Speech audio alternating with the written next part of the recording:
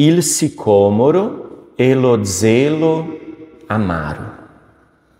Il sicomoro è un albero umile, ma ricco di significato biblico.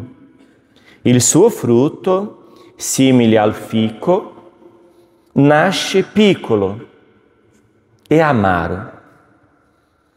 Intorno alla polpa dolce si forma una pellicola aspra, quasi velenosa, che lo rende immangiabile finché non viene inciso.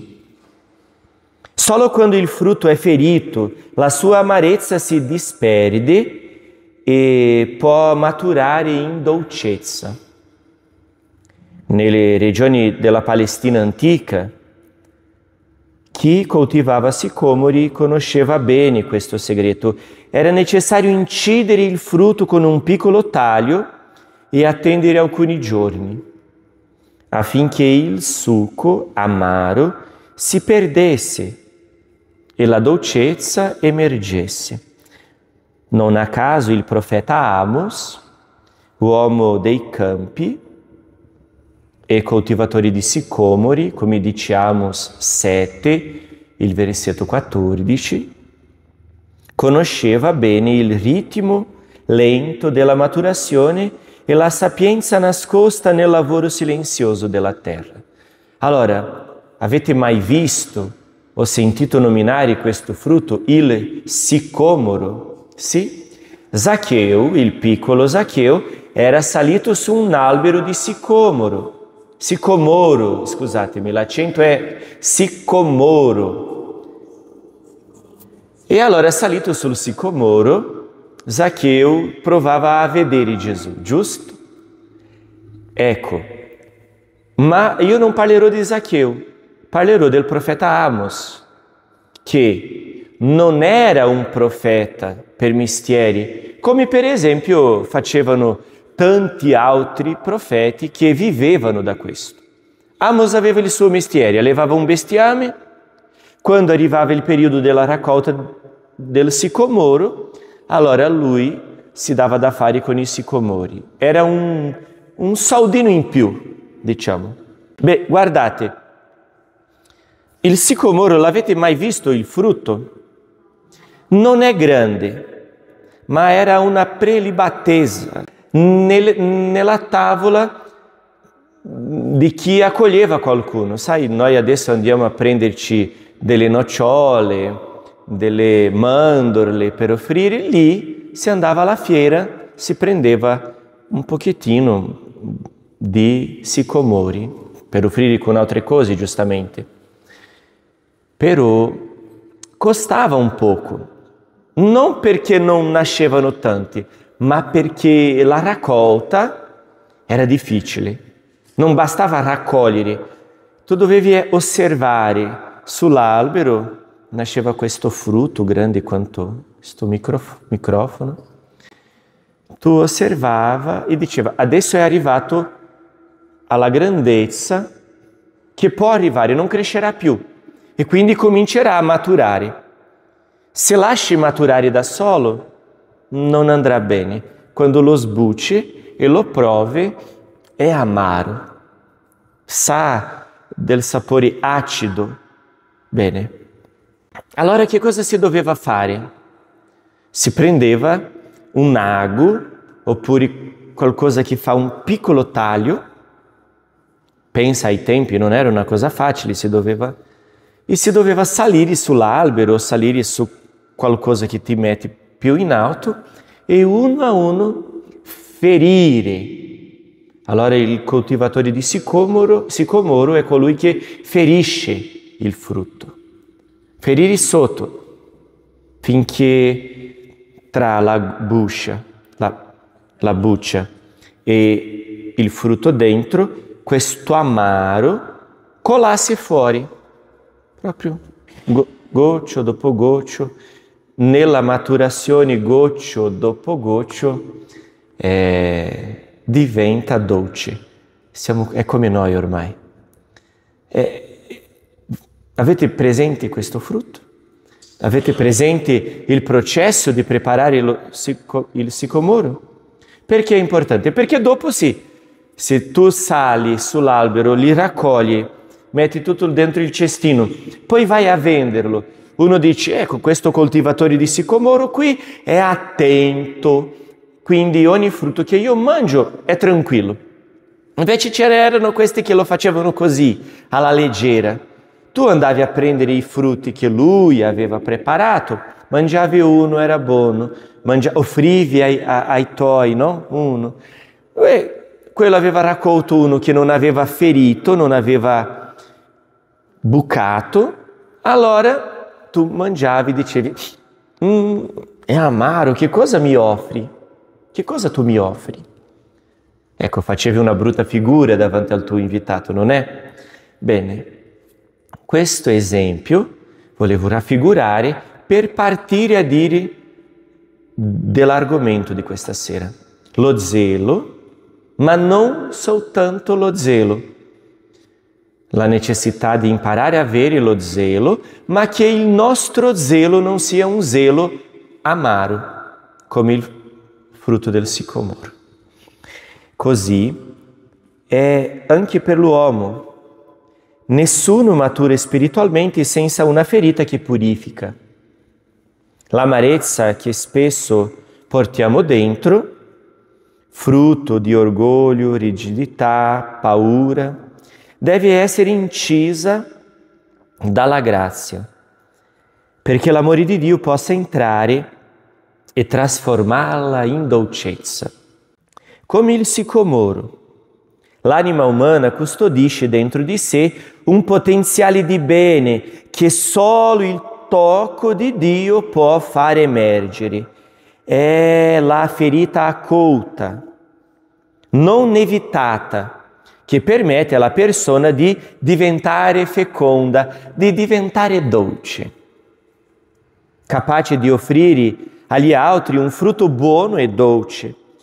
Amos ci ricorda che chi serve il Signore deve prima lasciare che il proprio cuore sia inciso dalla parola. La parola ci fa questo piccolo taglio e fa colare via l'amarezza di dentro del cuore. Solo così lo zelo amaro si trasforma in zelo amoroso. La differenza dello zelo amaro è lo zelo amoroso. E la vita diventa un frutto maturo di grazia. L'anima umana, quando viene consumata da un zelo amaro, percorre una via tortuosa segnata da un paradosso. Sapete cos'è un paradosso, no? Un ardente desiderio di amare e servire da una parte, oscurato però da una rigida durezza interiore. È un zelo che, pur apparendo compassionevole, si trasforma in una barriera che ci allontana dal vero scopo dell'amore insegnato da Cristo. Sapete, non lo so, lo zelo per la casa del Signore mi divorerà, diceva il Vangelo di questa domenica, non era così? Ecco, ma una persona entra, non lo so, aveva il cappellino in testa, entra chiacchierando dentro la chiesa. Tu che sei in preghiera vai da lui per dirglielo. Guarda, la suora dice, sei nella casa del Signore, per favore puoi fare un poco di silenzio. Questo è zelo, non è? Però se tu sai farlo con dolcezza, con accoglienza, nel modo giusto, riesci a raggiungere quella persona. Invece ci sono tante persone che dentro hanno tanto zelo, ma nel fare con che questo zelo esca, esce insieme questo veleno, questa amarezza, questa durezza. Anche nel rimproverare si può rimproverare con dolcezza. Non è solo quello che si dice, è come si dice. Da quale punto dentro di noi nasce il desiderio di dire. Non è vero? La nostra madre era così. Io vi dico, è curioso, la mia mamma mi diceva delle cose durissime. Padre Wilton, il nostro, era duro, ma noi dicevamo grazie. Cioè, tu vedevi che quello che lui diceva non diceva per ferirti, e se ti feriva, tu dicevi, ecco, mi ferisce per aiutarmi a diventare meno amaro, per guarirmi dopo. È di questo che voglio parlare. Un adoratore, visto che siamo in una catechesi per adoratori, chi sosta davanti a Gesù Eucaristico è come il frutto del sicomoro, che ogni volta che si inginocchia davanti a Lui viene ferito, viene inciso, viene punto. Il pungitore è Dio nell'adorazione, che ci ferisce, ma non ci ferisce per farci male, ci ferisce per far colare via l'amarezza. Però se ci permettiamo, se ci facciamo troppo lontani da Lui, possiamo sostare davanti a Lui e possiamo anche maturare, possiamo anche marcire se vogliamo, ma in questo processo che è lungo, non è facile. Chi pensa di diventare santo, maturo, pronto, con facilità, non ha capito nulla. Non ha capito neanche il prologo di questa cosa. Maturare porta dolori, porta sofferenza, ma ogni cosa nella vita porta dolori e sofferenza. Noi dobbiamo scegliere quale strada vogliamo percorrere, questa è la verità. Ma chi crede nel Vangelo deve decidere di arrivare, o almeno di percorrere, la strada della dolcezza spirituale. Un adoratore deve essere un frutto gradevole al gusto di Dio, al palato di Dio. Cioè, quale sapore come frutto tu vuoi offrire a Dio? O arriverai in cielo, Lui dirà, che frutto sei? Lui dice, dentro sei dolce, ma non riesco a raggiungere la tua dolcezza perché fuori c'è tutta questa amarezza. Non è buono, l'amaro non è buono. Noi impariamo a mangiare l'amaro, ma quando eravamo bambini la prima cosa che facevamo con il limone era così, si faceva la smorfia. Poi uno impara, vabbè, e impara a sopportare, ma non è una cosa fatta per sopportare, mi pare.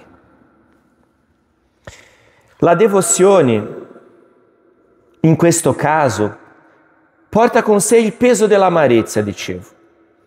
E la sollecitudine verso gli altri, invece di edificare, si fa controllo e giudizio, rischiando di farci smarrire la via che conduce alla salvezza. Io sarei capace di raggiungere un buon frutto in questa catechesi se qualche settimana dopo la catechesi Padre Fabrizio verrà da me e dirà: guarda Padre Fernando, dopo la catechesi ho conosciuto una comunità così dolce, che ha un zelo immenso, ma questo zelo che hanno dentro viene accompagnato dalla dolcezza, dalla sollecitudine, dall'amore, dal saper fare.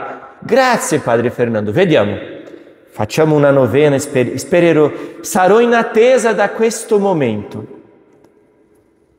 Nel cuore di questo dramma spirituale si nasconde la tentazione di confondere il fervore con la durezza, la vigilanza con il controllo, la custodia delle anime con la pretesa di dominarle. Così la grazia del Vangelo viene soffocata sotto il peso di un giudizio implacabile e il cuore si indurisce fino a perdere la dolcezza del Maestro. Gesù, il Maestro compassionevole, non permette mai che lo zelo per la legge superasse la missione dell'amore e della redenzione. In lui lo zelo era puro amore, paziente, mite. Così era Dio, capace di ascolto. Mostrò che un cuore aperto e una mano tesa valgono più di 1000 parole severe. Il suo insegnamento era la misericordia, il suo metodo l'accoglienza, il suo segreto la compassione che guarisce e rialza. Bello. Gesù era un uomo bello, vero? Non solo fisicamente, ma aveva tutto ciò che si può auspicare di un uomo. Si dice in italiano auspicare, desiderare. Per non cadere nella trappola dello zelo amaro, siamo chiamati a coltivare ciò che potremmo chiamare lo zelo amoroso. Questa suora porta in sé lo zelo amoroso, questo frate, questo laico, lo zelo amoroso. Così si doveva dire di noi. Per non cadere nella trappola dello zelo amaro, siamo chiamati a coltivare ciò che potremmo chiamare zelo amoroso. Uno zelo radicato nel Vangelo che si nutre di amore, di pazienza e di misericordia. Lo zelo amoroso non pretende la perfezione immediata negli altri. Neanche noi siamo capaci di essere perfetti. Figurati obbligare l'altro a essere perfetto immediatamente. Non sarà facile, ma li accompagna nel loro cammino di crescita e di ferite, riflettendo la pazienza infinita di Dio verso ciascuno dei suoi figli. Praticare lo zelo amoroso significa prima di tutto lasciarsi trasformare interiormente, richiede di rinunciare al desiderio di controllo e di assumere la postura del servo umile e del pastore buono. È un atto di amore disinteressato, che non impone ma sostiene, che non giudica ma illumina, che non forza ma attira con la forza mite dello Spirito. Guidati dalla luce del Vangelo, allora, siamo chiamati a fare dello zelo amoroso il fondamento delle nostre azioni, così che la bontà, la comprensione, la misericordia diventino la misura di ogni nostro gesto. Questo comprendiamo quando comprendiamo che la nostra missione è seminare speranza e accendere luce nelle tenebre. Partecipiamo realmente alla chiamata di Gesù, essere luce del mondo e sale della terra. Finisco. Vi ho detto che era veloce, no? Su questa via troviamo la gioia del servizio e la pienezza della guida. Camminiamo accanto a Cristo, che cammina accanto a noi. E così, lo zelo amoroso ci libera dall'indurimento esigente e ci conduce al cuore puro e divino, dove si trova la pienezza dell'amore vero ed eterno. Chiediamo allora che dentro il nostro cuore ogni adoratore di questa comunità possa diventare frutto dolce. Ma la dolcezza del frutto che siamo non può offrire anche l'amarezza che viene con noi. Sapete, siamo creati dentro la grazia di Dio, dolci come dovevamo essere, ma il peccato è avvenuto. Siamo cascati nel peccato e allora siamo rivestiti da questa amarezza. Non possiamo dare agli altri i frutti della nostra amarezza, del nostro peccato, dell'indurimento che il mondo ci porta. Dobbiamo dare agli altri i frutti della dolcezza che lo Spirito ci spinge a essere, a diventare. E dove diventiamo? Nella Chiesa. Principalmente come adoratori, sostando davanti a Gesù Eucaristico, ma principalmente confessando i nostri peccati e andando alla Santa Messa. E quando necessario, cercando anche gli altri sacramenti. Ma non dobbiamo, in nessuna ipotesi, rassegnarsi di ciò che siamo ancora, di ciò che siamo nati. Bene, grazie allora della vostra attenzione. Mettiamoci in piedi per una benedizione.